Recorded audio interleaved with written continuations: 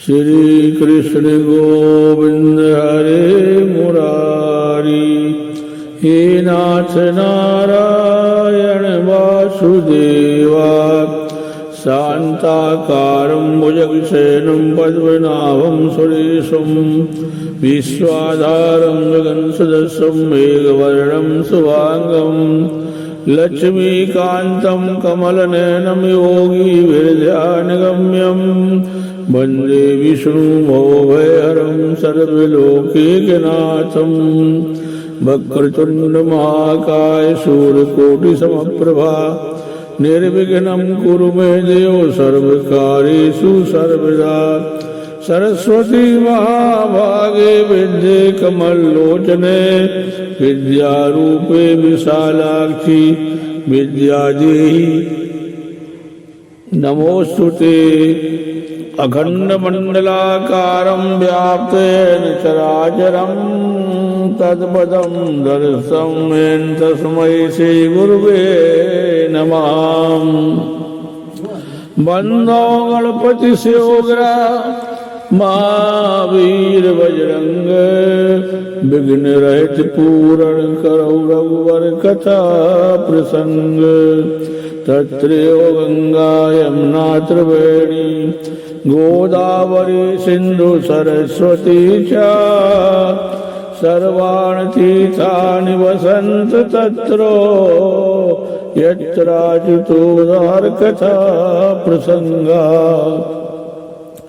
कृष्ण वासुदेव सुतं देवं कंस चारूरमर्दनं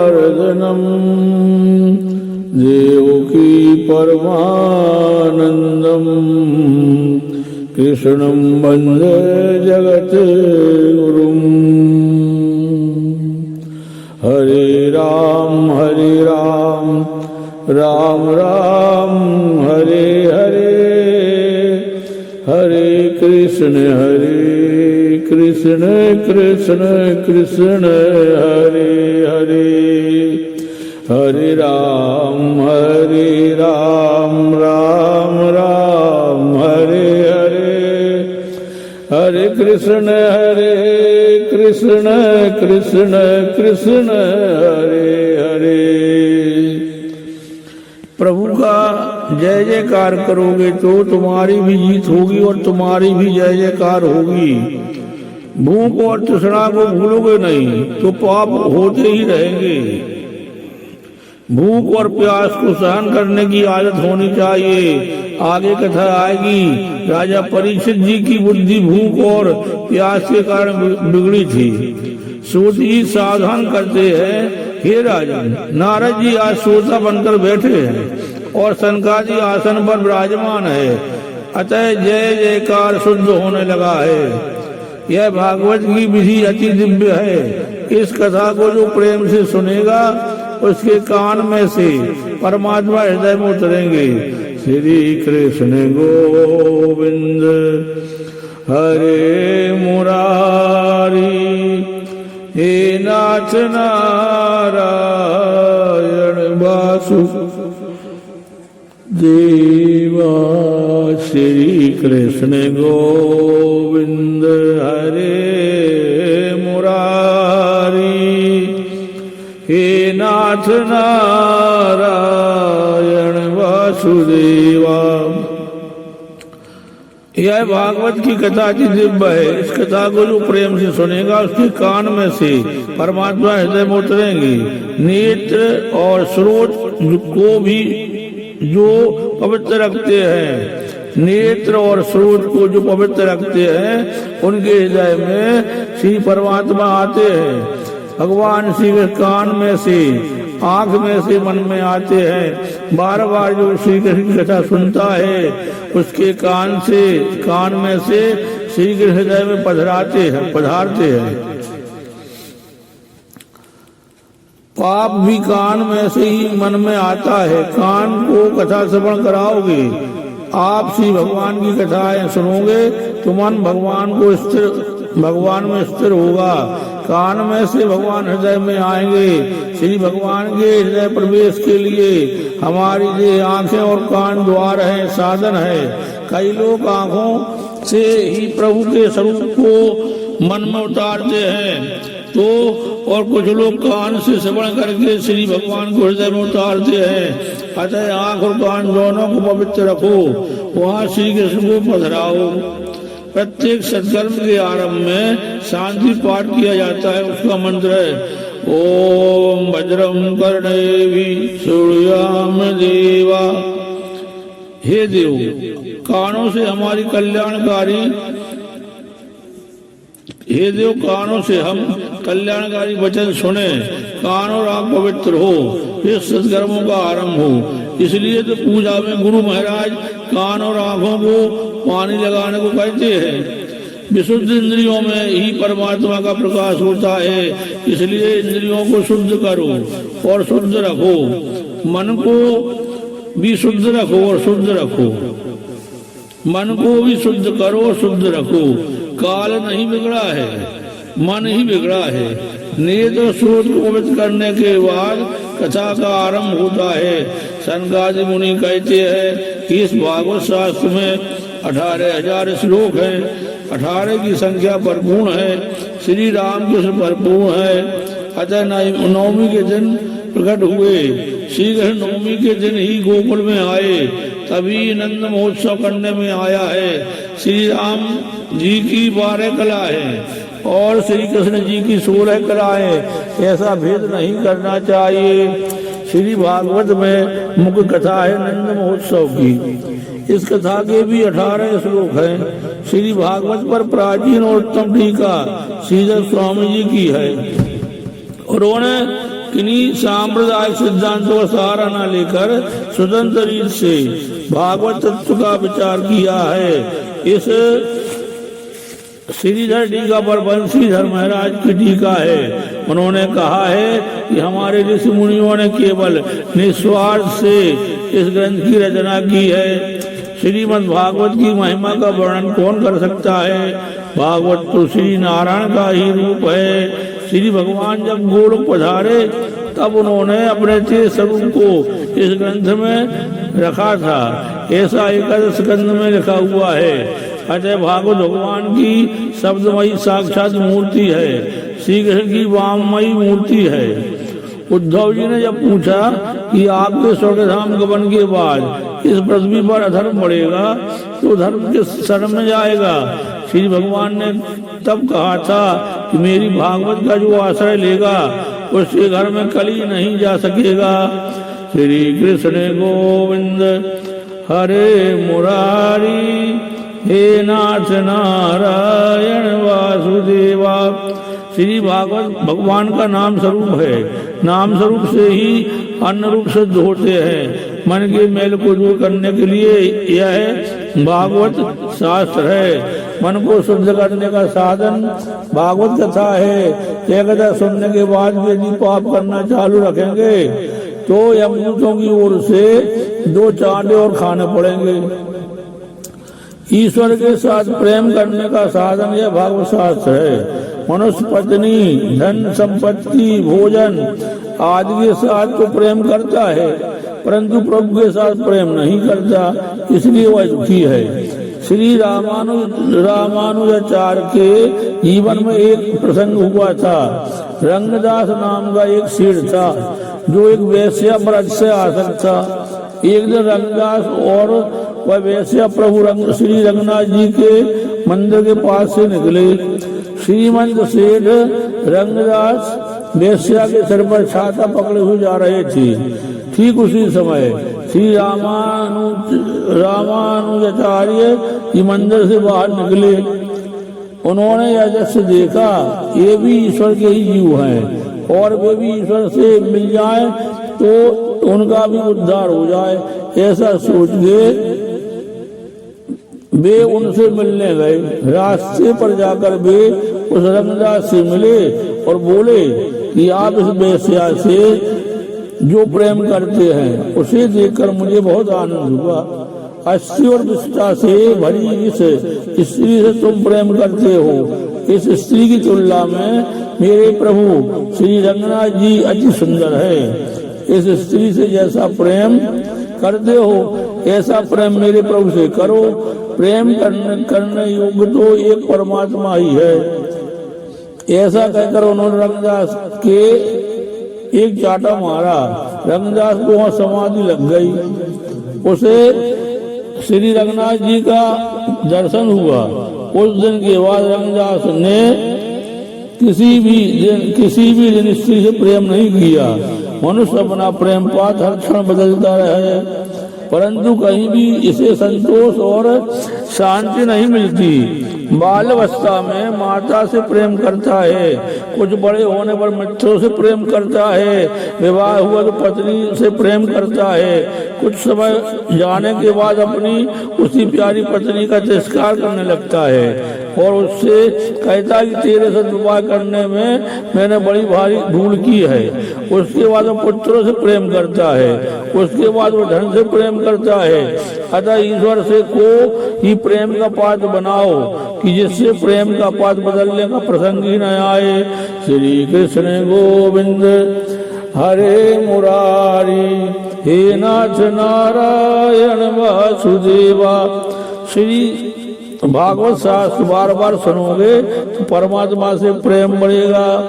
आजकल लोग भक्ति तो बहुत करते हैं, परंतु भगवान को साधन और सांसारिक सुखों को साध्य मानकर ही करते हैं। अतः भक्ति सार्थक नहीं होती और लोग दुखी होते हैं। श्री भगवान को ही साध्य मानो, संसार के सुखों को नहीं।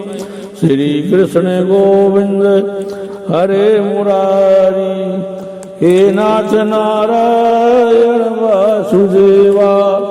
श्री कृष्ण गोविंद हरे मुरारी, हे नाथ नारायण वासुदेवा। कथा में हास रस गौड़ है। कथा किसी को हंसाने के लिए नहीं है, कथा तो ईश्वर को प्रसन्न करने के लिए है।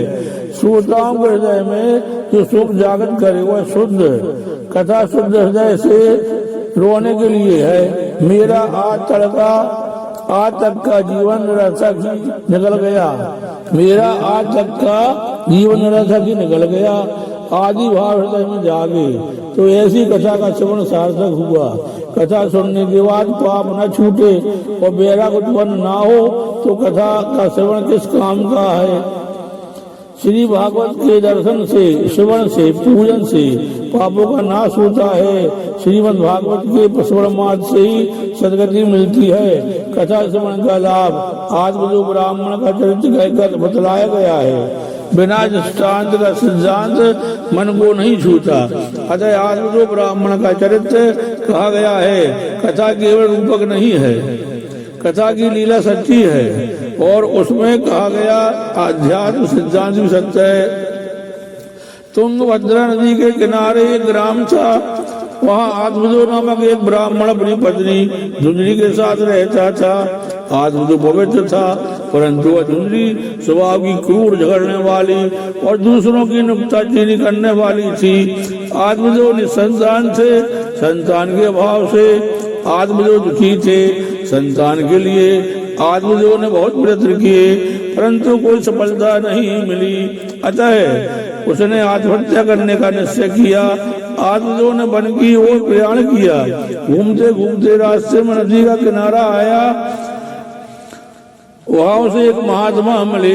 आत्मजो उस महात्मा के पास गया और रोने लगा। महात्मा ने उससे उसके दुख का कारण पूछा। आत्मजो ने कहा कि मेरे पास खाने पीने के लिए तो बहुत कुछ है, परंतु मेरे पास खाने वाला कोई नहीं है। अतः मैं दुखी हूँ, इसलिए मरने की इच्छा से आत्महत्या करने के लिए यहाँ आया हूँ। महात्मा ने कहा कि तुम्हें कोई संतान नहीं है, यह तो परमात्मा की कृपा है। पुत्र परिवार ना हो तो समझ लो कि श्री ठाकुर जी ने तुम्हारे हाथों से ही सब कुछ कराने के लिए तुम्हारे भाग्य में लिखा है और इसलिए तुम्हें कोई संतान नहीं दी। पुत्र तो दुख रूप है। ईश्वर जैसी भी स्थिति में तुम्हें रखे वैसी ही स्थिति में संतोष मानकर ईश्वर का स्मरण करना चाहिए। तुकाराम महाराज कहते हैं, ठेबीले अनंत तैसे जी रहावे, चिति यशोध्यावे समाधान। अतः ईश्वर जिस स्थिति में रखे उसी में आनंद मानना चाहिए। श्री कृष्ण गोविंद हरे मुरारी, हे नाथ नारायण वासुदेवा।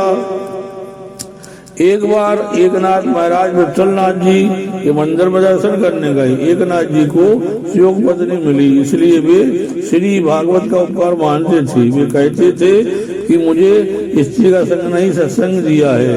थोड़ी देर बाद उस मंदिर में अब तुकाराम जी दर्शन करने आए। तुकाराम की पत्नी करकसा थी।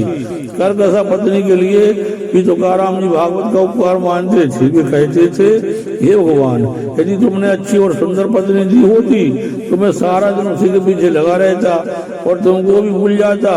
अतः मेरा तो करकसा पत्नी मिलने पर भी भला हुआ है। एकनाथ जी को अनुकूला पत्नी मिली तो उन्हें इसी में आनंद है, और तुकाराम जी को प्रतिकूला पत्नी मिली, उसी में आनंद है। दोनों को अपनी अपनी परिस्थिति में संतोष है और भगवान का उपकार मानते हैं। अब अपनी पत्नी की मृत्यु हुई तो नरसिंह मेहता ने आनंद ही माना और कहा, भलोम क्षयुम भांगी जंजाल सुखे भजी सुम श्री गोपाल। अर्थात अच्छा हुआ, कुटुंब का झंझट छूट गया। अब तो मैं बड़े सुख से निश्चिंत मन से श्री गोपाल का भजन कर सकूंगा। एक संत की पत्नी अनुकूला थी, दूसरे की प्रतिकूला थी और तीसरे की संसार को छोड़कर चली गई। फिर भी ये तीनों महात्मा अपनी अपनी परिस्थिति से संतुष्ट हैं। सच्चा वैष्णव वही है जो किसी भी परिस्थिति में परमात्मा की कृपा का ही अनुभव करता है और मन को शांत और संतुष्ट रखता है। मन को शांत रखना ही बड़ा पुण्य है। श्री कृष्ण गोविंद हरे मुरारी, हे नाथ नारायण वासुदेवा। माता और पिता को अपने पुत्र के लिए बहुत चिंता रहती है, परंतु पुत्रतृष्णा के साथ अनेक वासना भी आती है। पुत्रतृष्णा के पीछे वित्ततृष्णा और वित्ततृष्णा के पीछे लोकतृष्णा जागती है। आत्मदेव ने उस महात्मा से कहा कि मुझे पुत्र दो, क्योंकि पुत्र ही पिता को सदगति देता है। आप पुत्र से गदर नास्ती। वे महात्मा आत्मदेव को समझाते हैं कि श्रुति भगवती एक स्थान पर कहती है कि पुत्र से मुक्ति नहीं मिलती। वंश के रक्षण के लिए सत्कर्म करो। यदि पुत्र सदगति दे सकता हो तो संसार में प्राय सभी के पुत्र होते हैं, अतः उन सभी को सदगति मिलनी चाहिए। पिता को ऐसी आशा कभी नहीं रखनी चाहिए, मेरा पुत्र श्राद्ध करेगा तो मेरी सदगति हो जाएगी। श्राद्ध करने से वह जीव अच्छी होनी में सो जाता है, परंतु ऐसा मत समझो कि वह जन्म मृत्यु के फेर से छूट ही जाएगा। श्री कृष्ण गोविंद हरे मुरारी, हे नाथ नारायण वासुदेवा। श्राद्ध और पिंडदान मुक्ति नहीं दिला सकते, श्रद्धा कर्म धर्म है। श्राद्ध करने से नरक से तो छुटकारा मिलता है, परंतु केवल श्राद्ध करने से मुक्ति नहीं मिलती। श्राद्ध करने की मनाही नहीं करती। श्राद्ध करने से पितृगण प्रसन्न होते हैं और आशीर्वाद देते हैं।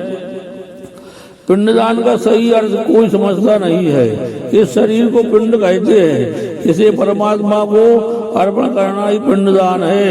यही निश्चय करना है कि मुझे अपना जीवन ईश्वर को अर्पण करना है और इसी प्रकार जीवन को ईश्वर को अर्पण करे। उसी का जीवन सार्थक है और उसी का पिंडदान सच्चा है। अन्यथा यदि केवल आटे के पिंड से मुक्ति मिल जाती तो ऋषि मुनि ध्यान योग तप आदि साधनों का निर्देश करते ही क्यों। जीवन मृत्यु के त्रास से छुड़ाता है केवल सत्कर्म, और वह सत्कर्म भी अपना ही किया हुआ। स्वयं ही अपनी आत्मा का उद्धार करना है। जीव स्वयं ही अपना उद्धार कर सकता है। श्री कृष्ण गोविंद हरे मुरारी, हे नाथ नारायण वासुदेवा। श्री कृष्ण गोविंद हरे मुरारी, हे नाथ नारायण वासुदेवा। हरे राम राम राम हरे हरे, हरे कृष्ण कृष्ण कृष्ण हरे हरे। बोलो श्री भगवान की जय। श्रीमद् भागवत महात्म की जय। पूज्य पाद श्री रामचंद्र डोंगरे जी महाराज की जय, गुरु महाराज की जय।